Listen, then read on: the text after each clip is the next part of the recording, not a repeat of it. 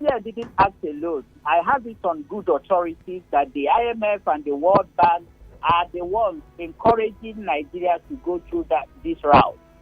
They want to digitize. And ultimately, whether we like it or not, this policy will ultimately begin to regulate our spending pattern, our life as it were. So make no mistake about it. It's a good thing. I'm all for digitization of payment system and all whatnot.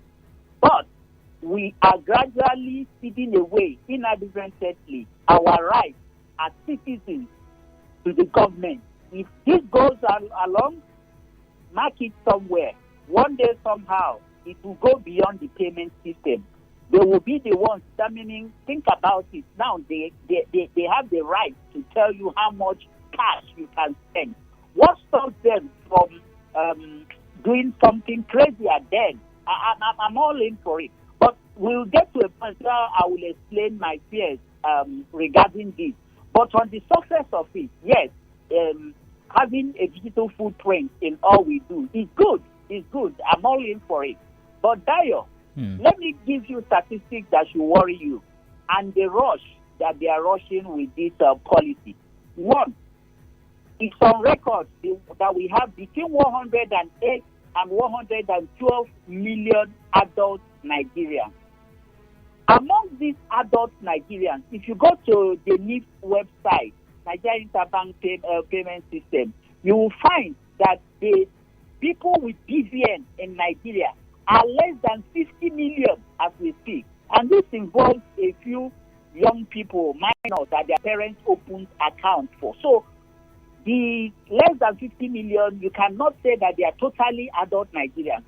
Hold that on your right hand. Then on your left hand, we are also having authorities that the number of NIN, some statistics say 50 million, some say 70.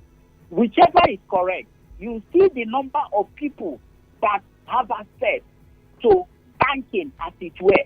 So you are going to make life miserable for 50 million adult Nigerians that are presently outside the banking system. Will this force them in? Maybe, maybe not. Maybe if you have enough time, they can be included inside the financial segment. Exactly. I was going to ask you that, Michael. And isn't that supposed to be a good thing if we have more inclusion in the financial banking system?